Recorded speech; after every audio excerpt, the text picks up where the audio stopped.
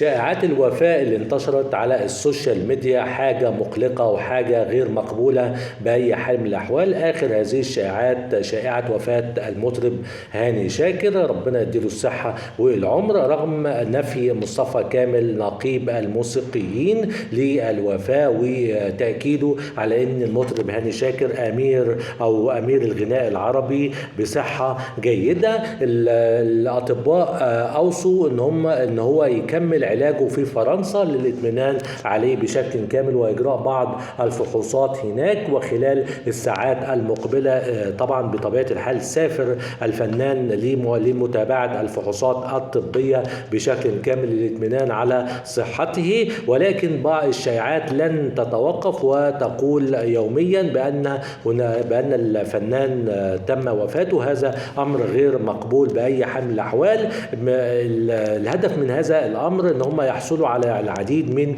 المشاهدات والتفاعلات حول أخبار كاذبة وأخبار غير حقيقية، ودي بتؤثر بشكل سلبي بطبيعة الحال على أهل وأسرة الفنان الكبير هاني شاكر، وعليه هو شخصيا إذا كان متابع للسوشيال ميديا والأخبار. عشان كده احنا بنقول لازم تتحروا الدقة في نشر أي خبر أو في كتابة أي خبر، بلاش الشائعات، بلاش الأكاذيب، لأن دي بتؤثر تأثير غير جيد على الأفراد وعلى مشاعرهم وعلى مشاعر الإحباط والقلق والحزن على الجميع، وليس على أهل أسرة المريض أو الشخص الذي صحته متدهورة. ندعو الله سبحانه وتعالى أن يشفي المطرب الكبير ويعود إلى أهله سالما إن شاء الله. شكرا لكم وإلى اللقاء.